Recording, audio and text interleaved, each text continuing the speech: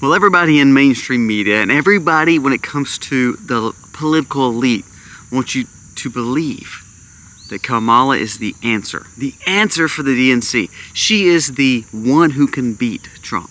They're putting everybody and promoting everybody who can say that right in your face. They take 15-minute snippets of Kamala and, man, people are going crazy over her.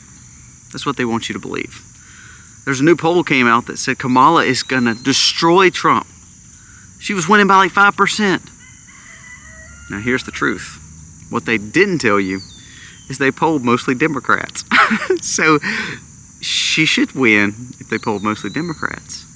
Now let's talk about what Trump just said about Kamala, and let's talk about some of this like hysteria around this lady. Because if you remember, she ran for president in 2020 and could not even win like 1%. She was not even leading in her own state. So all of a sudden, hysteria. Let's dive in.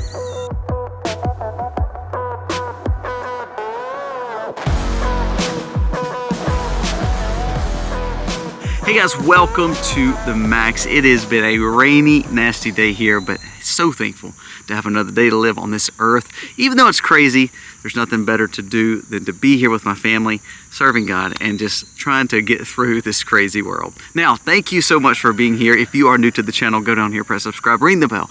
It sure does help us out. And if you could give us a thumbs up, it means the world to me. So we humbly ask, if you like it, give us a thumbs up. Now let's talk about today. We're going to talk about what Donald Trump said about Kamala, and then we're also going to talk about the hysteria around this lady. But then we're going to kind of talk to you about what real Americans are saying.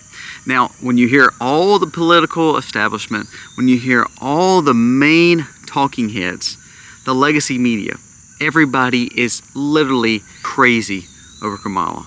They're going to have to change their pants. They're so excited. It's amazing to me how quickly we forget that the media and these political people do not represent us. Now, everybody's came out. I mean, go back and watch Schumer's press release yesterday. It was so cringe and embarrassing. Go back and actually watch Kamala speak yesterday. She's got word salad. It's terrible.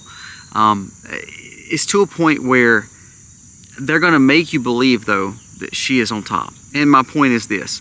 There was a new poll ran yesterday that said Kamala will beat Trump. I mean, it's what they're saying. Kamala will beat Trump. Polled, national survey. This is as honest as can be. Kamala is going to beat Trump.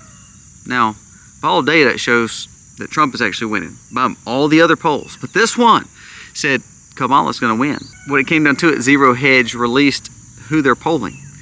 It was like 65 to 70% Democrat, 35% Republican. So even to a spewed poll, which that's exactly what they're going to start doing, is throwing this kind of stuff at you. Very, very, very mockingbirdish, but basically stating that she was going to win. Well, the poll was skewed because it was basically asking more Democrats. Well, of course she should have won. The sad thing is that she didn't even poll well with the Democrats in that poll. She should have been up by 20 or 30%, but she wasn't.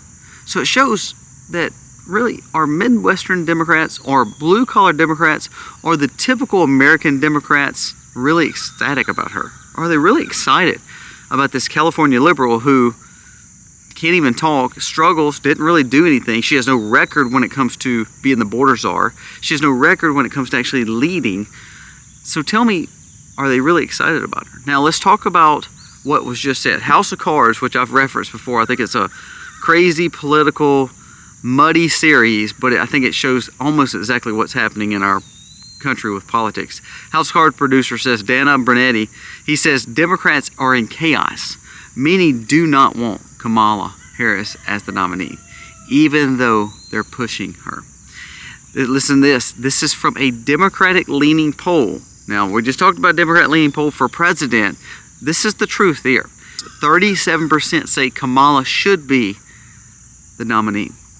So when it came down to it, if it really become to quote-unquote democracy for the Democrats, wouldn't you think that they would want to open the convention up? Remember, Brock has not supported her yet. I think the reason he hasn't supported her yet because he wants to make it look like it's fair and it's going to go to convention. But if they anoint Kamala, actually, I think this could really backfire on Democrats. Trump just came out yesterday and said it's kind of the first time he really spoke about Kamala and about the fact that Biden was bowing out. He said she won't be too tough to beat, and actually she seems weaker than Biden. And he makes a good point here. Now that's a, you've heard that, but he makes a good point. He said we've not had a more liberal person running for the White House than her, based on comparing her to Bernie Sanders, saying Bernie Sanders is a socialist Democrat who wanted complete liberalism, and Kamala is left of him. And that's pretty much true if you look at her record and what she believes. I can't see any Midwestern, like I hear all these like Bill Kristols and these quote-unquote never Trumpers who are supporting her, and I'm like, so you support her, but she has no fiscal responsibility, no true conservatism, and she's going to take your 2A rights. So tell me where you become a Republican at, because that's all points of a Republican. Staunch conservatism, fiscal conservatism, which everybody has blown, but 2A rights, freedoms, and having the freedom to speak freely, unlike what Bill Kristol and them were trying to do to Trump. So when I hear like people that are saying they're supporting Kamala, it's like, why are you supporting? Is it just the fact that you hate Trump so much, or do you actually believe in her policies? Most people don't even know what she stands for. And that's where I think that Trump nailed it. He said, if you look at her policies and what she believes, how she's opened the border, she's supposed to be the border czar, opened the border, she's actually more left than Bernie Sanders.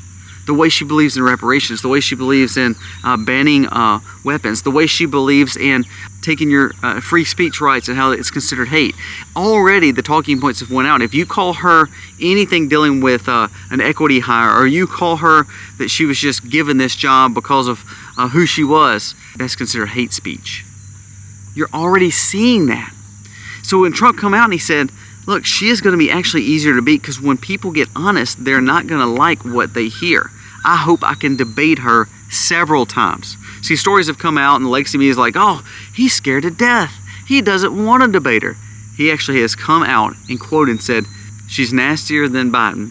She's more left than Obama. She's more left than Sanders. And I want to debate her several times. So he is saying I want to debate her. Actually, I think this would be the biggest benefit, because she is horrible when it comes to speaking freely, speaking openly. She's word salad. She can't even follow a teleprompter. I've told you before, I think our speechwriters actually hate her. And that brings up the next point. 92% of her staff that started with her are not with her anymore, because they said it's a terrible work environment when it comes to Harris. So is this the person that we want leading a major party in America? Trump also said her ratings are abysmal. It's amazing how they try to skew the polls. Real polls, which are the ones, the interactive polls, the real Clear Politics polls, the Quinnipiac polls, all have him leading by major percentages, and actually has went up a little bit. And truly, this actually shines better for Kennedy, because Kennedy has pulled up as well, which hurts the Democrats, because people know she is not likable. Even John Fetterman said this was wrong the way they pushed Biden out, especially when you have someone like Menendez who no one actually did anything about, especially when you have someone who should have a democracy where we should elect who is going to be the nominee for the Democrat Party. He was saying, I don't like what they're doing, and I believe they pushed Biden out, and I don't believe she should be the anointed one. Another thing, blowing your mind right here, the Black Lives Matter movement came out and said, we don't like how this happened. Now, if BLM is not actually saying they're going to support Kamala, now they will come back around. Fetterman will come back around. All these Democrats will get in line, because that's one thing politics does, is they'll put you in line because they had too much on you. But it came out that Black Lives Matter actually said, we don't support this because this is not true democracy. This is not us allowing us to have a vote when it comes to who we want to support for the Democratic nominee. Now, again, will they get in line? Yes. But the sad thing is, the Democrats are cheerleading. It just shows how out of touch DC is with the American people. I think of Pence. Pence is kind of the same thing. And Mike Johnson, and all these on the Republican side. They're so tied to DC that they actually forget who they're representing. Well, this is kind of the same thing. You hear Schumer and Pelosi and Adam Schiff, and all these people are coming out, and they are doing cartwheels over Kamala. However, before, she couldn't even get 1%. She didn't even get to Iowa when it came to actually getting elected. She was actually not Biden's first choice. Go back and look. Pete Buttigieg was. which is even worse, but they both were very unqualified, and they ended up, because of the 2020 situation, Kamala was the pick. So this is one of those situations where they said Biden and Kamala hadn't seen each other probably 6 times all summer. So they're not close. I'm anxious to see what Biden or whomever is doing this event tonight is going to say, because we can see exactly from a man that is feeble, that's supposedly going live tonight, what he actually feels. Now, will he get in line because pardons are on the line? Probably so. But I'm anxious to see truly how the Democrats really feel, because they're the ones that got their value of election taken away from them. They just assumed that they just allowed the delegates and superdelegates to make their decision and not the American people. Again, that's not democracy. So Trump made a good point when he said, I'm ready to debate her.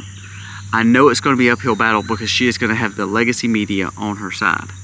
But I am ready, and I hope to debate her several times, and I believe she's going to be weaker than ever because she's actually more left, and she's actually more liberal, and she wants to take more of your rights away than even Bernie Sanders. You don't believe that? Go back and look yesterday how she says she wants to ban assault rifles. I'm just being honest with you. That's what they're looking at. Any way that they can construe you, any way that they can constrict your first A rights and actually take away your second A rights, then that means they can control you forever. Be very careful, because billionaires are supporting her. I mean, everybody's coming out for Kamala. Political elite are supporting her. Everybody's coming out for Kamala. But when it comes down to real people, they don't like the lady. And I'm anxious to see actually how the polls are going to look, especially as we go into the next week, especially after Biden speaks, seeing if he is going to drop out, seeing if he's going to fully give command to her. I cannot wait to see what the next few weeks hold. I think this is going to be a test, and I think that's why they released it so quick, because if all of a sudden they see she's crashing and burning, that gives them time before the DNC convention to make some changes. And I think that's why Obama has not done a full embrace and full, I accept her as the nominee, because I believe he knows if something falls through with her, he can make one decision change, endorse his wife or whomever, and they will pretty much be an open primary and they will take it. So watch what's going on with the DNC. I never watched the DNC, but I may watch it this year, because it's unbelievable that they have pretty much taken the power away from people who wanted to be have a voice, to be able to vote. BLM even said it. John Fetterman even said it. Joe Manchin is wanting to get back in, but everybody's saying, hey, you can't, because she's got all the delegates, even though she actually did not, quote unquote, win those delegates. The way the money is starting to flow back to her, they're saying, how does she get all this money? Is it actually from grassroots campaigns? It's not. Look into Act Blue, look into some of these big donors. It's money from all over the world. Be careful, careful, careful. But here's my warning. We cannot underestimate the system. We are not actually facing Kamala. Trump is not battling Kamala. It's not Trump versus Kamala. It's Trump versus the system. It's freedom versus the system. It's freedom versus the establishment. It's understanding that that's the battle we're in, because everybody, again, with legacy media has come behind her, elites have come behind her, billionaires have come behind her, oligarchs. So I'm anxious to see truly what's going to happen over the next coming days and weeks. Pay attention. Remember, don't believe everything you see and hear, but focus on trying to find truth and wisdom, and then we will see, hey, there is a way, there is a light at the end of the tunnel. We just have to search hard for it, and hopefully this will mean a win for the right. Guys, thank you so much for watching. Let me know your thoughts on this. It's showing that she's not that popular, even with her base, except for the ones who have the voices. But what about the American people? There's been tons of people on Twitter saying, we're not voting for this lady. We're Democrats and we're proudly not supporting her. I think this could benefit Trump, but I want Trump to make sure that he does not make light of it, because guess what? He's not facing Kamala. He's facing the system. Guys, thank you so much for watching. God bless.